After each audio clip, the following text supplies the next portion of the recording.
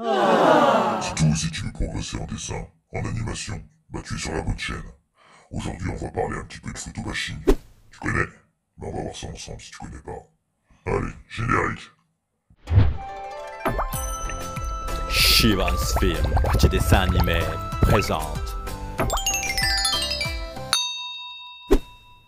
Premier pas dans le photobashing. Salut, c'est Phil de la team Shivans Film, petit dessin animé.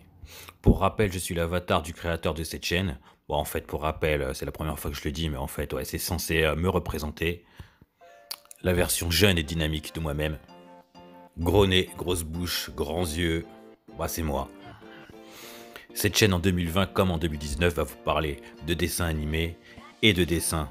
Donc là, ça va être un tutoriel, si on peut appeler ça un tutoriel.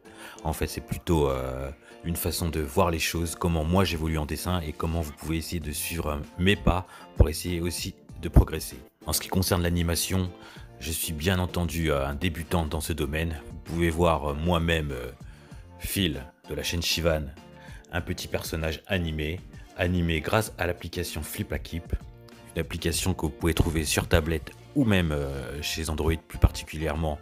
Moi je dessine avec mon téléphone portable qui est un Galaxy Note 8. Vous avez d'ailleurs à ce sujet dans les commentaires, dans la description de la vidéo plutôt, quelques informations qui peuvent vous aider à choisir vous-même votre matériel. J'ai fait des vidéos dédiées pour ça, j'en ferai d'autres.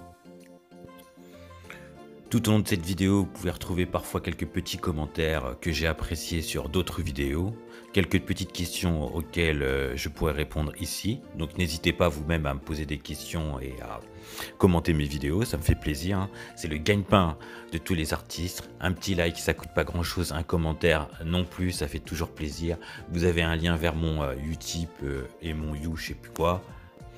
Ça y est, je viens de trouver mon Tipeee.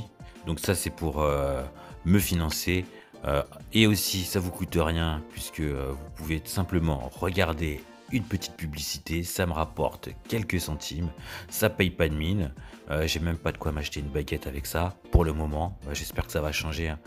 Allez, faites-moi rêver, changez ma life. Mais c'est pas l'objet de cette vidéo. Pour l'instant on va parler encore un peu de moi parce que j'adore ça, désolé. En arrière-plan, vous voyez mon dessin qui évolue. Je l'ai fait avec deux applications. La première application, c'est Sketchbook et la deuxième, c'est Sketchbook. Non, c'est pas une blague. La première application, c'est Sketchbook version PC, version tablette, puis la version PC. Donc, vous pouvez voir qu'il y a une transition à un moment donné dès le départ. Et c'est pour ça que ça change de format. Mais revenons à moi. Donc, pour parler de moi, je vais vous parler de vous. Je voudrais vous dire merci à tous de vous être abonnés. Pour les gens de passage, n'oubliez pas, vous pouvez vous abonner. Mais pour ceux qui sont présents, c'est énorme. On est déjà 1000 abonnés et j'ai pu voir ça l'année dernière, juste avant Noël, le 24 décembre. C'est très important pour moi d'avoir 1000 abonnés. Ça représente un palier. J'espère aller plus loin, plus haut, plus fort et plus vite. Mais c'est déjà un aboutissement en soi d'avoir 1000 abonnés. Ça me fait une petite communauté et donc je vous dois de bonnes vidéos. Nous sommes fin janvier, mais je peux quand même vous dire encore bonne année 2020 à vous tous. 2020 c'est 2.0, c'est l'année où vraiment j'ai décidé de progresser en dessin et de monter en gamme mes vidéos. Ouais, est-ce qu'il y aura toujours des petits délires avec des petits personnages géniaux créés dans Flipakip qui vont intervenir et raconter un petit peu des choses super intéressantes Bah en fait si je peux choisir... Ah d'accord, ça veut dire oui ça. Bah non en fait non, ça veut dire quand tu auras du poil au menton, bah tu reviens. Génial mec, bonne idée, t'as vu? J'ai du poil au menton, j'ai même de la moustache, j'ai même une petite beubare. Eh ouais, l'animation c'est ça mon pote, ça va vite, c'est fluide, clac clac clac, et hop, je reviens, j'ai un nouveau t-shirt. Et voilà, c'est fait, c'est dans la poche. Et c'est quoi? On est tous les deux animateurs de cette chaîne. Co-animateur, bah toi t'es ambitieux. Non, on va être beaucoup plus simple. On présente cette vidéo. Les prochaines fois, il y aura sûrement d'autres personnages. Ou le retour d'anciens. Bah, c'est quand même plus simple de faire revenir des anciens que d'en créer des nouveaux, hein. Juste avant de vous parler du photobashing et de vous montrer comment faire pour ceux qui savent ce que c'est et de vous l'expliquer pour ceux qui savent pas, Je vais vous parler un petit peu du dessin, le commencement, le début, et aussi un peu plus tard, on verra quelques petits commentaires que j'ai bien aimés depuis sur la chaîne ou ceux qui me posent des questions. Bon, il n'y a pas beaucoup de questions. Comme dit au départ, en fait, ma version de Thanos, c'est une idée que j'ai reprise, ça je l'avais pas dit, de la chaîne de Spartan. J'ai commencé le dessin dans l'application Sketchbook chez Android, c'est la version tablette, j'utilise mon téléphone portable.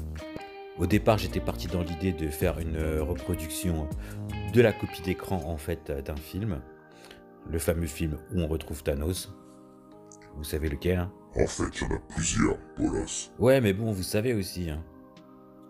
Ce dessin était une vraie galère puisque après j'ai voulu rajouter des choses et changer l'image, surtout le fond, et rajouter une Gamora dans ses pensées représentée par l'univers, le décor autour de lui.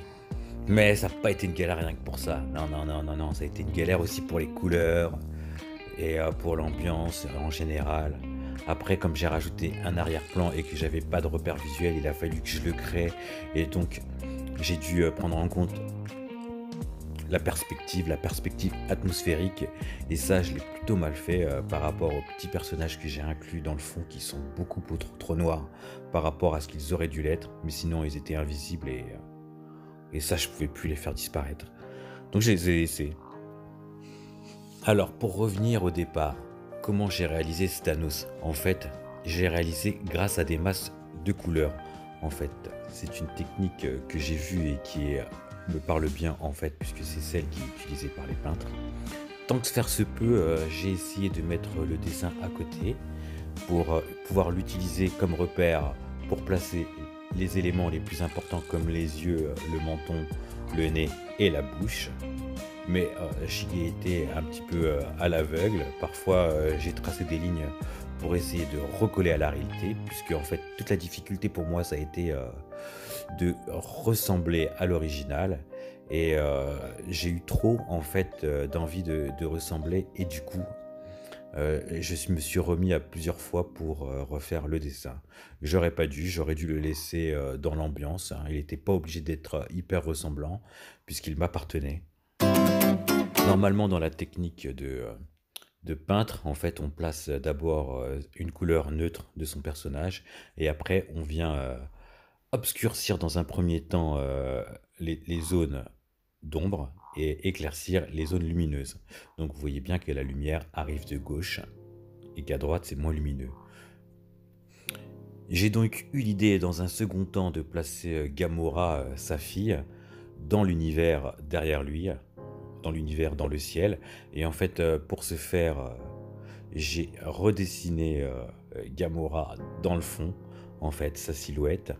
Et après, je me suis dit qu'avec l'aide des nuages, j'allais un petit peu la cacher, si je peux dire comme ça. Un peu comme pourrait faire un Salvador Dali.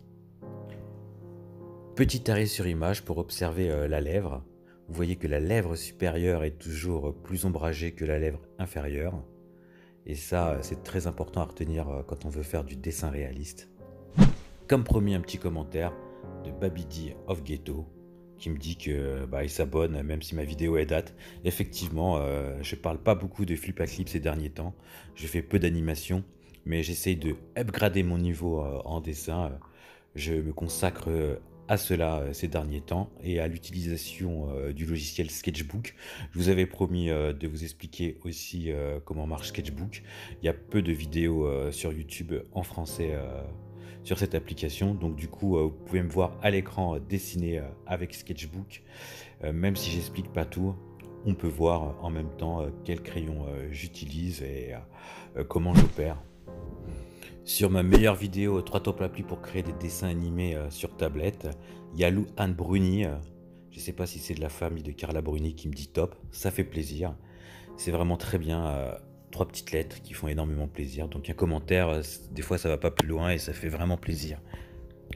Il est aussi important de noter qu'en fait, pour progresser en dessin, moi je vous conseille, comme il m'a été conseillé, de ne pas utiliser les couleurs grâce à la petite pipette. C'est un outil qu'on utilise avec les logiciels de dessin.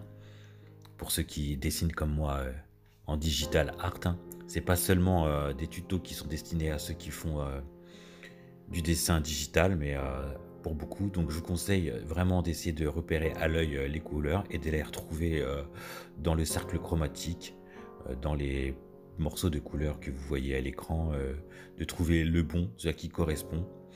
Pour moi, ça fait partie des erreurs encore que je fais. J'utilise pas vraiment les bonnes couleurs. Il est à noter aussi que mon écran de PC que j'utilise a des couleurs très palotes, ce qui fait qu'à chaque fois, je suis surpris quand je transfère mon dessin. Donc c'est pour ça que de temps en temps, j'arrête, je m'envoie le fichier sur un autre support qui a une meilleure qualité d'écran pour re-regarder les couleurs. Au départ, souvent mes couleurs sont très très très saturées. Ça, avec l'habitude, j'ai l'impression que je le fais moins sur mes nouveaux dessins. Mais au départ, comme ici, j'ai fait beaucoup de dessins hyper saturés en couleur. Le photo bashing, l'ajout de photos en fait dans un dessin, c'est de la photomanipulation. En fait, c'est du photoshopping vraiment pur et dur. On utilise une image, souvent une photo, d'où son terme, pour l'incruster dans un dessin. Donc ici, vous voyez qu'à l'écran, je l'utilise vraiment pour la texture de mon vêtement. C'est ce que font généralement les très très bons dessinateurs, mais ça peut aller beaucoup plus loin. Alors, est-ce qu'on est vraiment dans du dessin pur? Non, pas vraiment, puisque là, c'est une incrustation de dessin. Mais en fait, on se sert souvent du photo bashing, les dessinateurs en tout cas, pour créer des textures et après, comme vous le voyez à l'écran, je fais du painting par-dessus. On se sert ici du photo bashing pour créer son œuvre, donc c'est au service du dessin. L'intérêt, c'est vraiment d'essayer de le fondre dans le style de son dessin.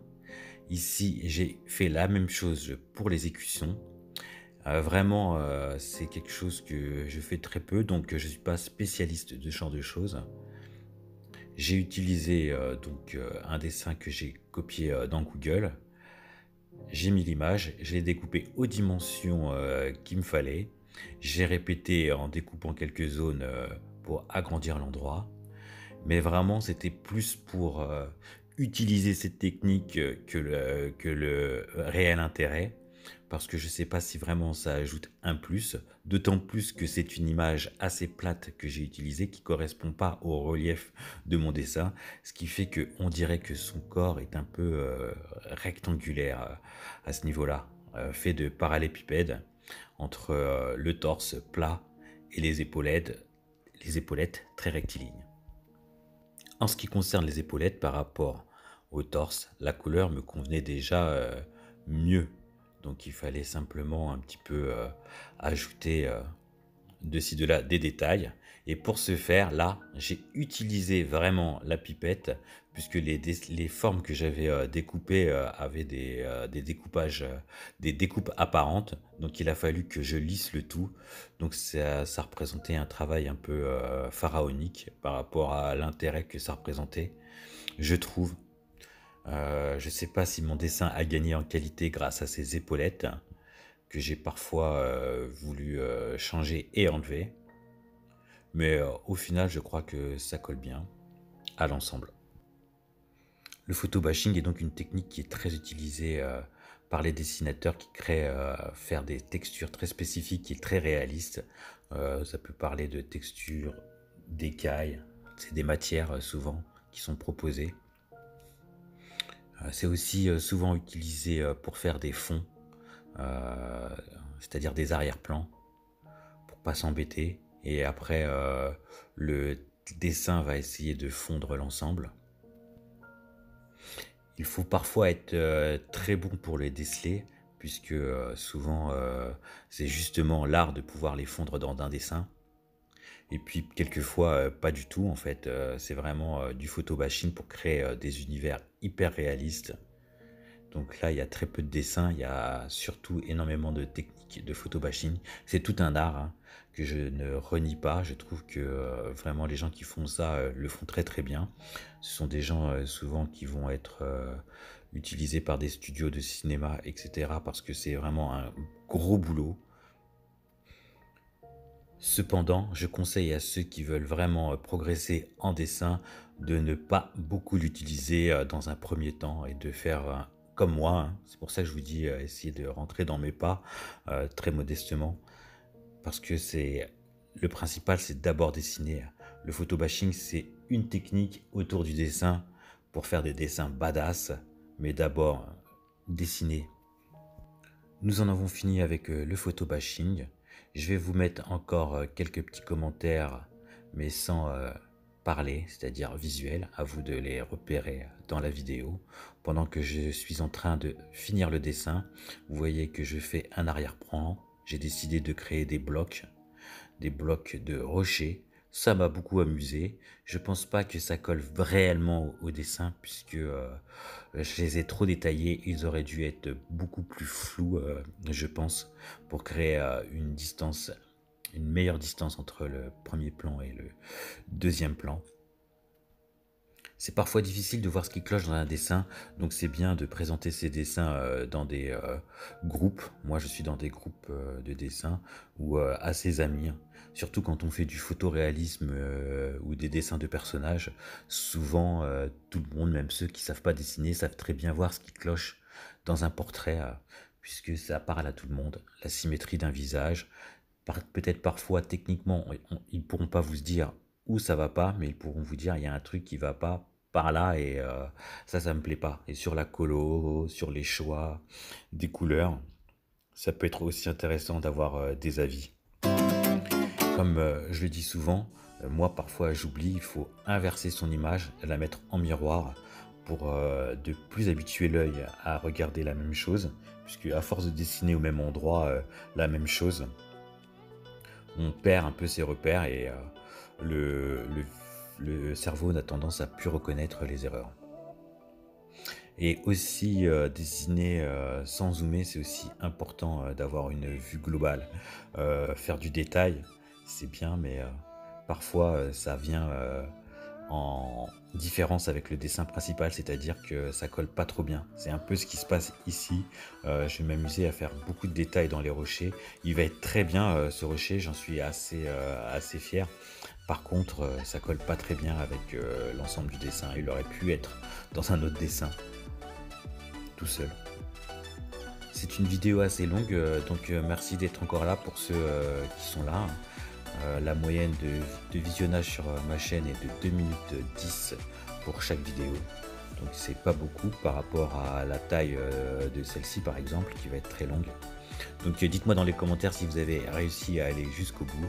Si c'est trop long, je ferai des vidéos plus courtes, mais moi j'aime bien prendre mon temps et expliquer des choses, et puis m'amuser aussi un peu avec vous. Ah ouais, parce que encore tu crois que tu nous fais rigoler. Et à quel moment t'as vu qu'on rigolait? Sur quoi? Hein? Sur quoi tu crois qu'on rigole? Ok, d'accord, on rigole pas, mais on accélère la vidéo, on finit ensemble le dessin, c'est l'arrière-plan que je suis en train de créer. Au final, vous allez voir le dessin fini. Vous allez aussi pouvoir mettre votre petit j'aime, votre petit commentaire incessamment sous peu si vous ne l'avez pas déjà fait. Passez à l'abonnement, mettez la cloche pour être notifié des nouvelles vidéos. Pour que je sois dans les tendances. Non, je déconne. Ça n'arrivera jamais, ça. Ah, ça c'est de la blague. Ben merci, hein.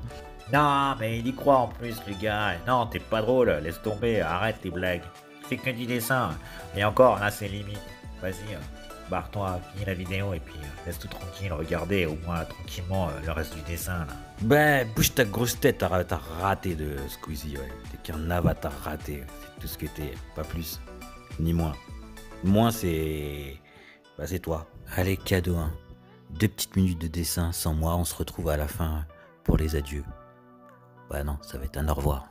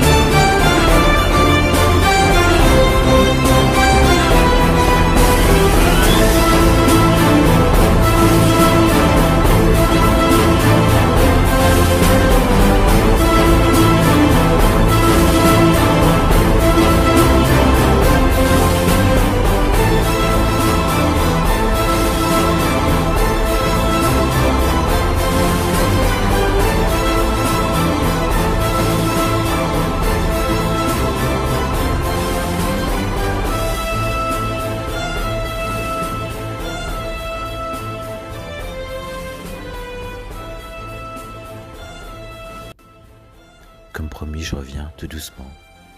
Voilà, j'arrive. Merci d'avoir suivi la vidéo. Je suis en phase de monter en puissance sur le dessin, puisque je m'exerce essentiellement à dessiner ces derniers temps, et je vais partager ça avec vous, puisque j'utilise l'application Sketchbook PC pour réaliser des dessins un peu plus complexes, un peu plus durs. Je vais vous refaire quelques petits tutos, si on peut appeler ça toujours des tutos, hein. C'est entrer dans mes pas, regarder comment je fais, comment moi je progresse et comment moi je réalise. Si au moins mon petit niveau vous intéresse, il est accessible, je pense, à tous ceux qui prendront le temps de regarder les vidéos et qui s'entraîneront. J'ai fait beaucoup de portraits ces derniers temps pour m'exercer au portrait réaliste. Je pense que c'est un pas où il faut aller pour essayer de progresser. Je vous quitte avec le dessin final, une des versions, puisque je l'ai beaucoup fait évoluer pour voir ce que ça pouvait donner avec différents niveaux de lumière ou de définition du fond ou d'ombrage. J'ai choisi celle-là. C'est pas la meilleure de toute façon, le dessin il est plutôt moyen plus. Et comme disent McFly et Carlito, souscrivez un abonnement, c'est gratuit.